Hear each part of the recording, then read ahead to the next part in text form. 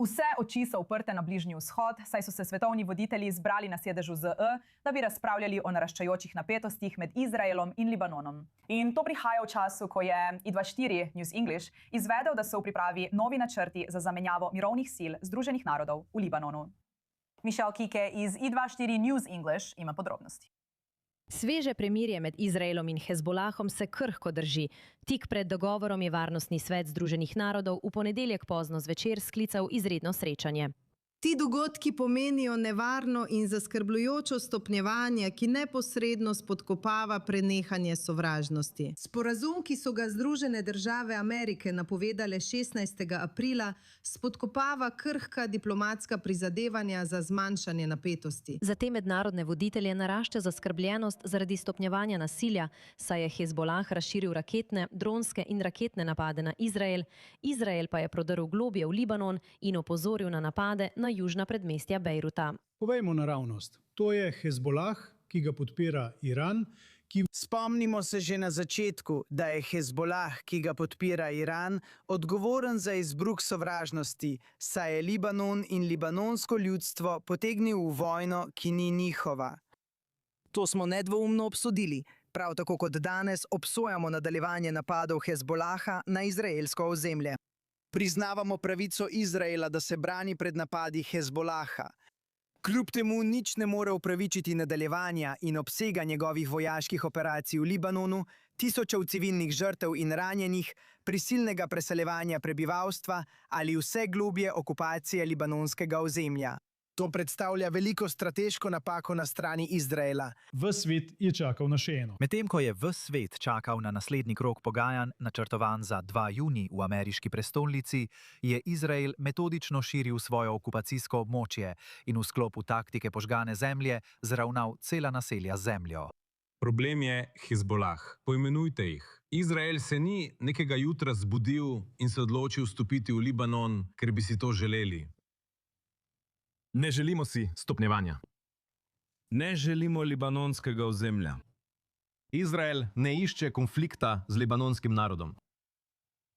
Problem je Hezbolah.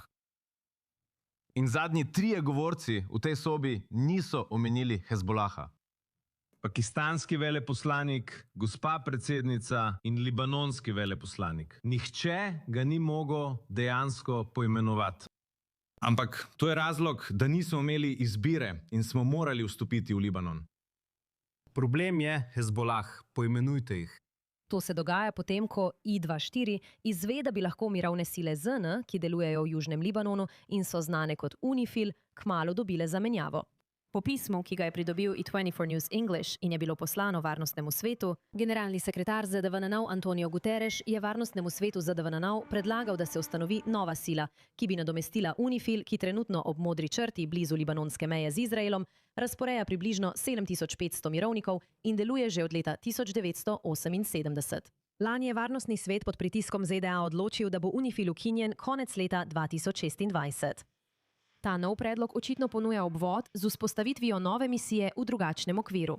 V pismu generalni sekretar ZN predstavi 3 različne alternative za novo silo. Segajo od celovite sile, ki bi izvajala patrulje in fizično preprečevala zaostrovanja, do omejene možnosti, ki bi se večinoma osredotočala na opazovanje in poročanje. Z nami je zdaj Hussein Abdul Hussein, raziskovalec na Fundaciji za obrambo demokracij. Zdaj poročila nakazujejo, kot ste pravkar slišali, da potekajo razprave o zamenjavi mirovnih sil ZN v Libanonu. Moje vprašanje za vas je, zakaj je UNIFIL zdaj znova pod drobnogledom in kakšne so glavne kritike glede njegovega delovanja na meji med Izraelom in Libanonom? Številni predlogi generalnega sekretarja ZTM.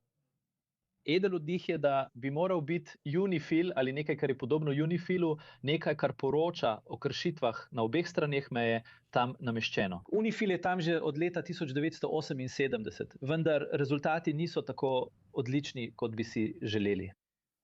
Če, kot pravi generalni sekretar, bi morala obstajati bolj celovita sila, takšna, ki bi lahko resnično izsledila in razorožila teroriste Hezbolaha vzdolž meje.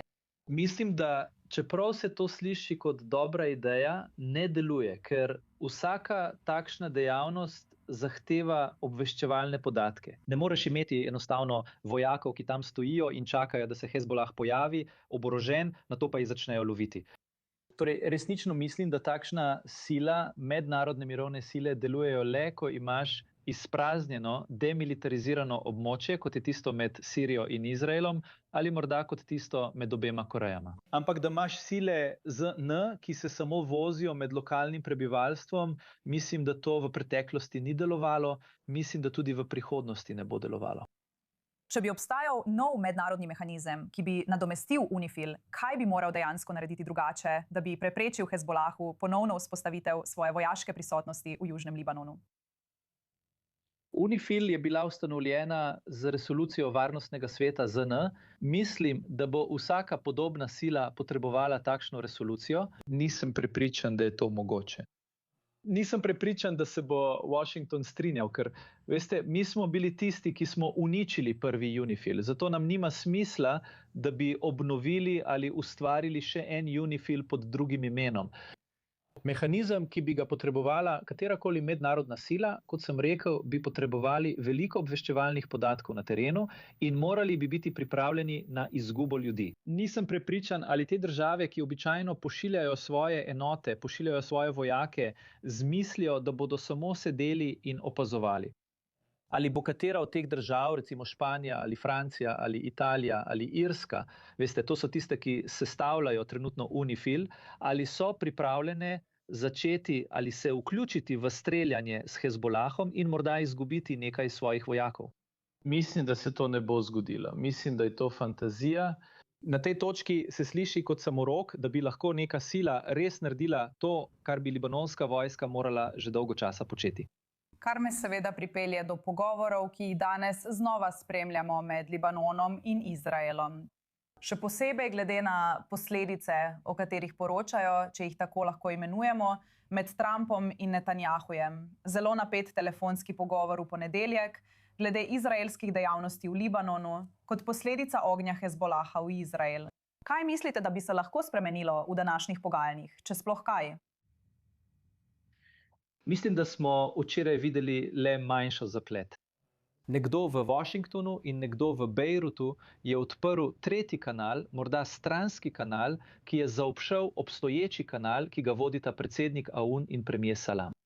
Nekdo je govoril z predsednikom parlamenta Nabihom Berrijem, ki je govoril v imenu Hezbolaha in prišlo je do nesporazuma, saj so prišli na idejo o popolni in celoviti prekinitvi ognja, na katero Izrael nikoli ni pristal.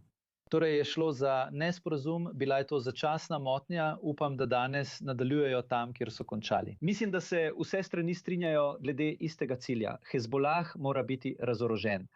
Libanonska vlada je sprejela 3 pomembne resolucije, ki določajo, da mora biti Hezbolah razorožen in razpuščen.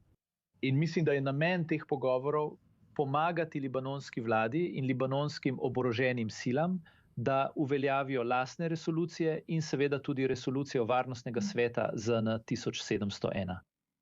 Prav. Rada bi se vam zahvalila, da ste se nam pridružili, Husein. Zelo zanimivo je bilo slišati vaše mnenje. Hvala.